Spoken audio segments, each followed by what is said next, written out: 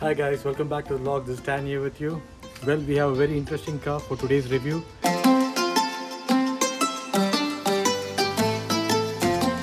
Well, this is that car. This is not the Toyota Fortuner as you think. It's actually the Toyota Hilux. This is the most sold vehicle in Australia last year and for a couple of years.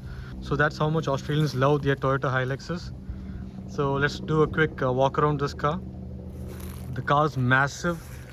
And this is actually a 2008 Toyota Hilux. We never got this car in India. We just had the Fortuner, which was not in the Ute model. What we got in India was an SUV model of the Toyota Fortuner. So let's do a quick walk around this car. So you have this huge carrier behind.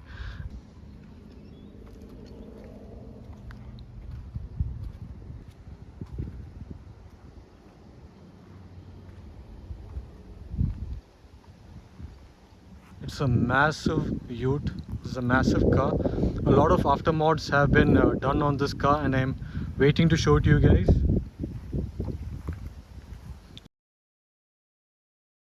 So we'll have a look one by one on all the mods that were done on this car.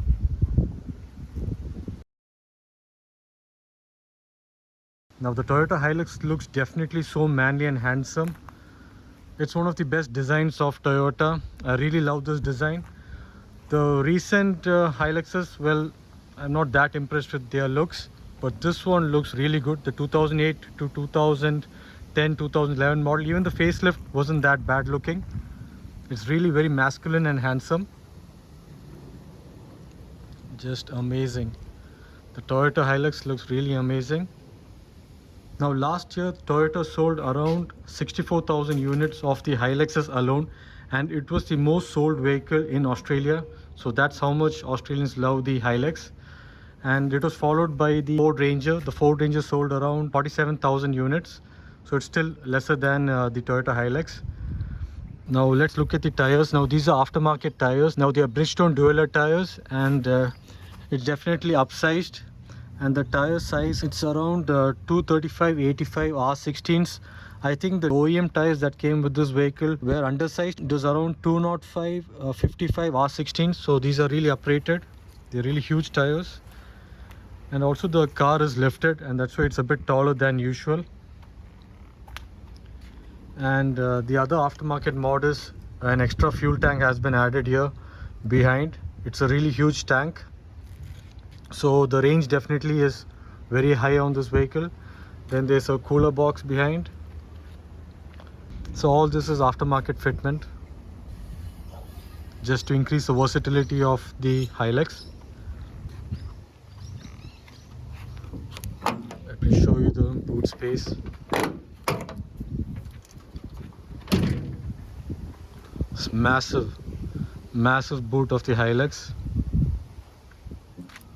There are some aftermarket trays to put in some stuffs. Oh, it's very heavy.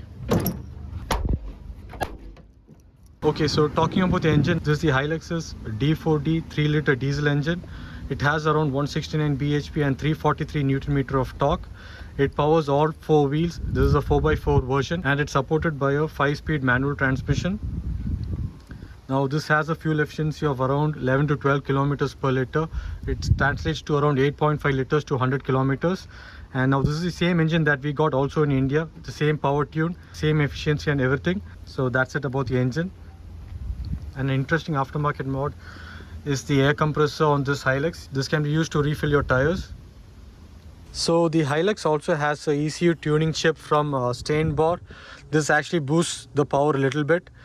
It is complemented by a turbo timer inside here. Let me show that to you. So there's a turbo timer here. You have 3 speeds to adjust the timer. 3, 5 and 1. So this actually boosts the power a little bit, but not that much. Apart from that, I think everything else is stock in the engine. Now the hood is supported by a normal iron rod. There are no hydraulic struts here. It's a pretty heavy bonnet. You also get functional air hood, so you can see the hole here. Now let's look at the interiors. Okay, you have electric window switches, door lock switches and window lock unlock button. So to enter the Hilux, you'll need to climb to get in. It's that high, so it's pretty cool actually. You'll have to hold this grab handle to lift yourself into the car, and then you sit inside. And we all know from the Fortuners in India, most of those cars still run on our roads. So that's how strong the Toyota Hilux and Fortuners are.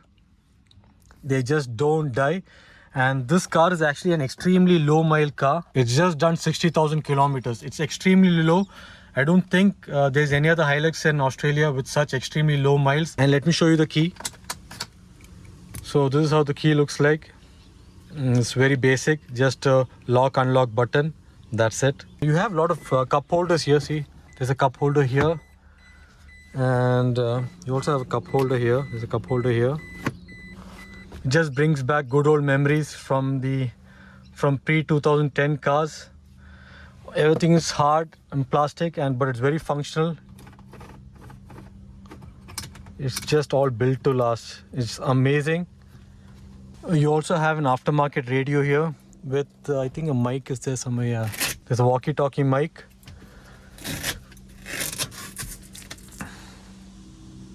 These are lights.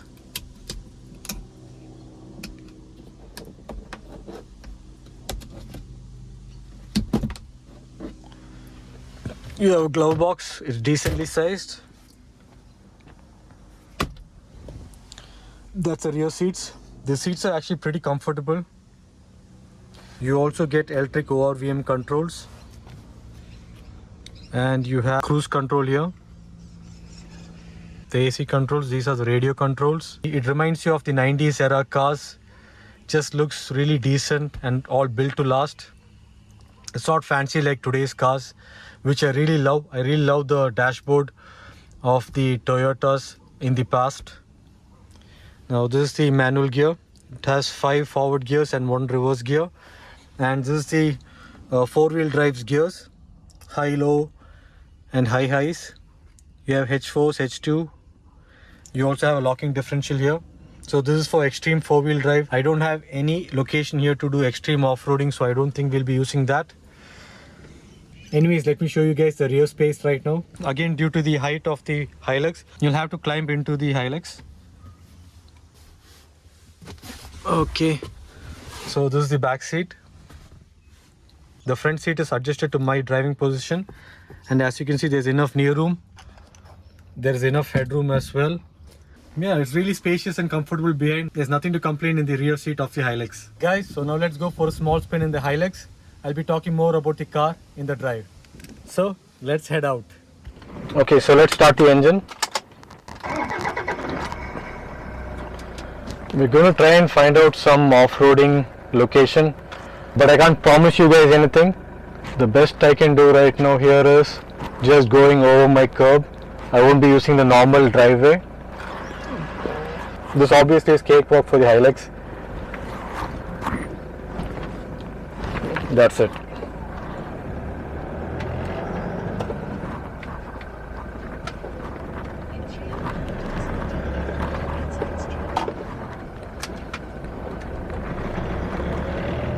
Now if you see in Australia, people love their utes. See, there are a lot of utes here. That's also a Toyota Hilux. That is also a Toyota. They love SUV and utes here in this country.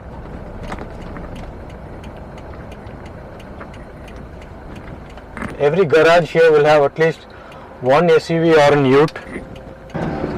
So the Hilux is actually pretty easy to drive. It's not as hard as you would think. The NVH levels are pretty decent also. It's not as bad as one would think from a car of this vintage. Now the suspension setup on this Hilux, or I think even the Fortuner, it's the same. It's actually double wishbone coil spring suspensions up front, and there's live axle leaf springs set up behind. So due to this, the Hilux's ride quality is always a bit bumpy and there's a lot of rolling.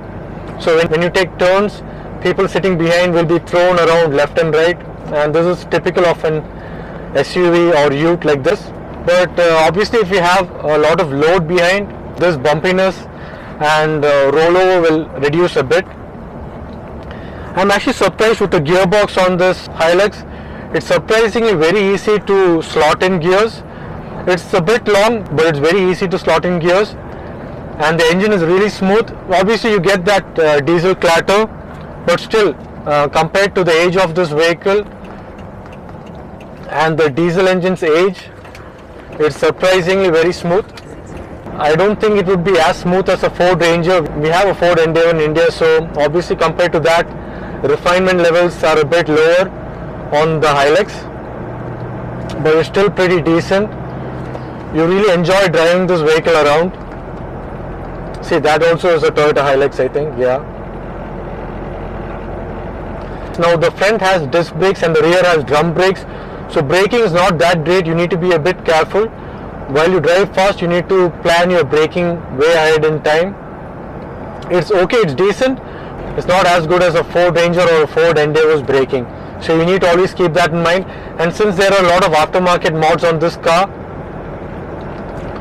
it is actually a bit more heavier than normal, so you need to be careful with the braking here. Now what Maruti Suzuki is in India is what Toyota is in Australia. Toyota is the highest selling brand in Australia. It has a market share of around 21.4%. I know Maruti Suzuki has around 50% of the market share. That's the topmost brand in India.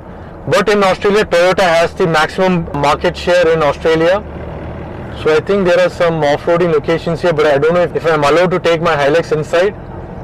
Yeah, so coming to the market share, now Toyota in Australia has around 21.4% of market share. They sold around 231,000 vehicles just last year alone, and the next brand that was closest to its sales was Mazda, and they sold just around 97,000 units of their vehicles. So clearly Toyota has a huge market share in Australia, just like how Maruti Suzuki has a huge market share in India. So the first top selling brand in Australia is Toyota, then it's Mazda, and the third is Kia, which is way behind. And the engine performance is adequate. It does 0 to 100 in around 11.5 seconds.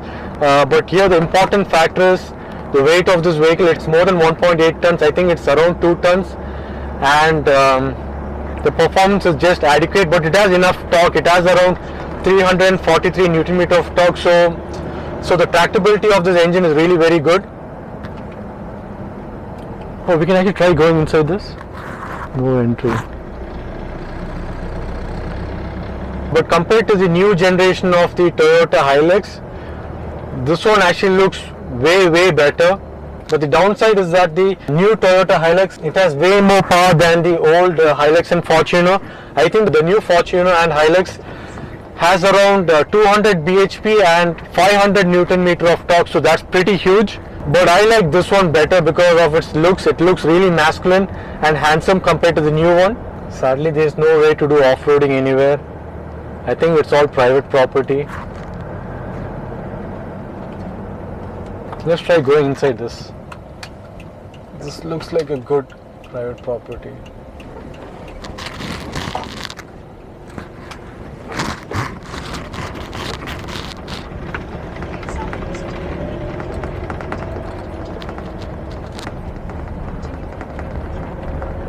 Oh, huge vehicle. I don't think I'm allowed here.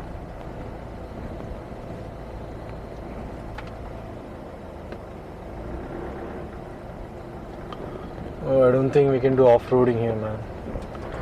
The place looks amazing. Just look at these huge trucks. Just looks amazing.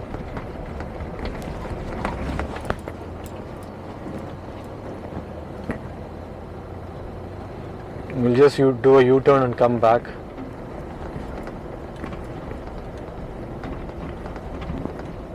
This reminds me of my place in India where I used to take the drone vlogs. Oh, it looks really amazing here, guys.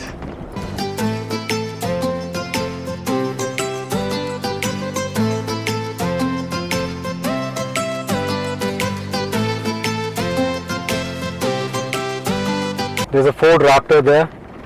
That's another cool vehicle. Oh, looks amazing. So wherever you go, you can see at least one or two SUVs and utes. So that's how much Australians love their SUVs and utes here.